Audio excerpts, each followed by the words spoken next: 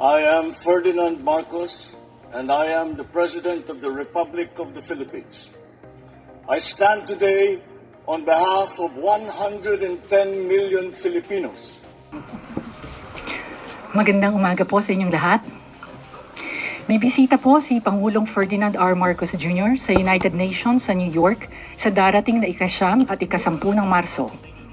Napakahalaga po ng biyaheng ito. Ito po ang tamang pagkakataon dahil sa mga nangyayari ngayon sa Middle East.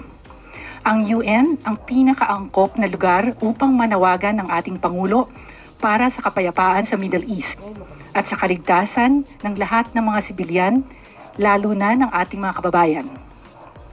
In fact, in 2 meetings, the President will offer a voice from our region, from developing countries, and call for restraint, respect for international law, including the UN Charter and humanitarian law, and for all concerned to return to the negotiating table for peace.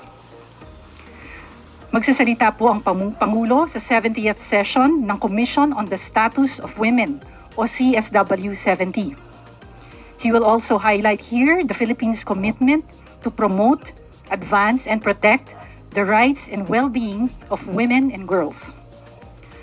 Magsasalita rin po siya sa isang special session ng UN General Assembly. Isa sa mga layunin dito ay makakuha ng karagdagang suporta sa kandidatura ng Pilipinas na maging non-permanent member ng UN Security Council para sa taong 2027 to 2028. Wow. In his address at the General Assembly, the President will underscore how the Philippines has continuously and constructively engaged the United Nations and UN member states since the UN's founding in 1945 to advance the rule of law, multilateralism, sustainable development, climate resilience, humanitarian action, and the promotion of human rights and protection of vulnerable groups in conflict situations. Nakatakda ring makipagpulong ang Pangulo kay UN Secretary General Antonio Guterres upang pag-usapan ang mga nangyayari sa Middle East. He will also reiterate the Philippines' commitment to the United Nations and to multilateralism. Bakit nga ba mahalaga na magkaroon tayo ng seat sa UN Security Council? Uulitin po natin. Mahalaga po ito dahil nagbibigay ito sa Pilipinas ng kapangyarihan at boses sa mga usaping global safety at security. Wow. Importante po ang mga usaping ito para sa mga Pilipino at mga mamamayan mula sa mga developing countries. May impact po ito sa ating sovereignty, maritime security, sa global economy at sa safety ng ating overseas Filipino workers. Responsibilidad natin na tumulong para maging mas mapayapa at patas ang mundo. Responsibilidad din nating protektahan ang interes ng ating bansa. Sa pagsali sa UN Security Council, ngayon pa lang ay magiging bahagi tayo ng solusyon para handa tayo sa kahit na anumang hamon na harapin natin sa hinaharap. Maraming salamat po. I will now be happy to answer your questions. Unang tanong mula kay Tristan Nadalo, News Plus Plus. Hi, Ambassador Escalona. Good morning po. Apart from his meeting with UN Secretary General Antonio Guterres, are there any other world leaders that he's expected to meet during this visit? No, Even a meeting with US President Donald Trump is not on the table. wala po. Okay. Just to, of course, sabi nyo nga po, the President would raise the issue in the Middle East. Do we expect the President also to raise concerns regarding the South China Sea and other regional issues, or regional security issues? I cannot preempt what the President will say, but definitely pag-uusapan po ang international developments, regional developments, at yung mga bagay na makakaapekto sa ating mga mamamayan. Sunod na tanong mula kay Harleen Delgado, ABS-CBN. Hi, Asek, good morning. Asek, just wondering if the President will meet the Filipino community in New York?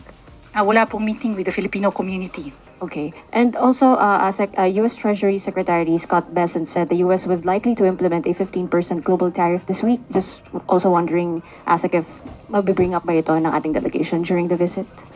Siguro po ang DTI ang tanungin natin about the economic matters. Thank you po.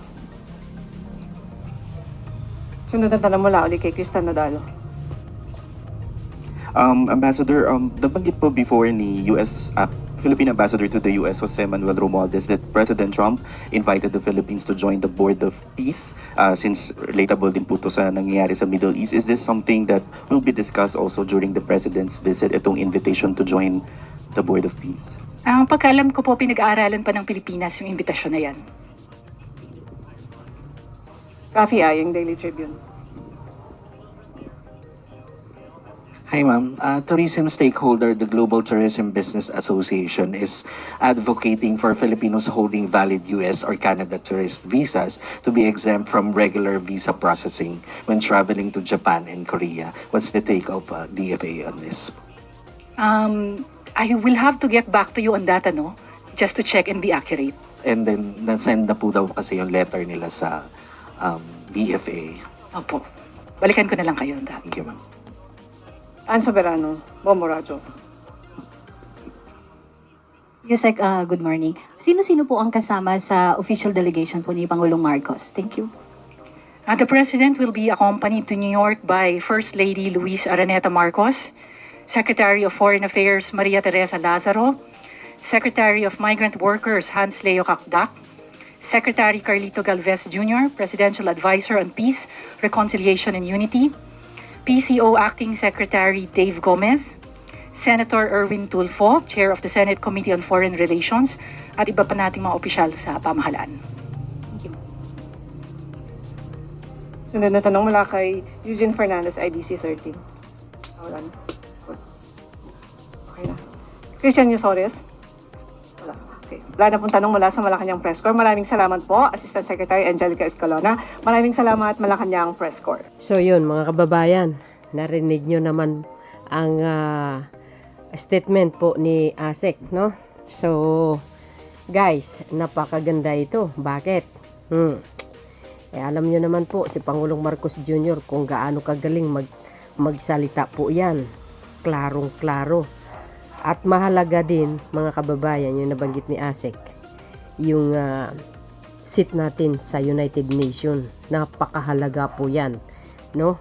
Siya na po magsabi sa inyo kung gaano kahalaga na magiging kabilang ang bansang Pilipinas sa United Nations sa 27-28. Ito lang po ang hinihiling po natin sa inyo.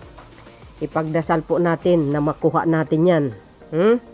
Dahil napakahalaga mga kababayan. At dito, no, tumatayo din ang balahibo ko kasi ang Pangulo magsasalita, no, sa buong mundo.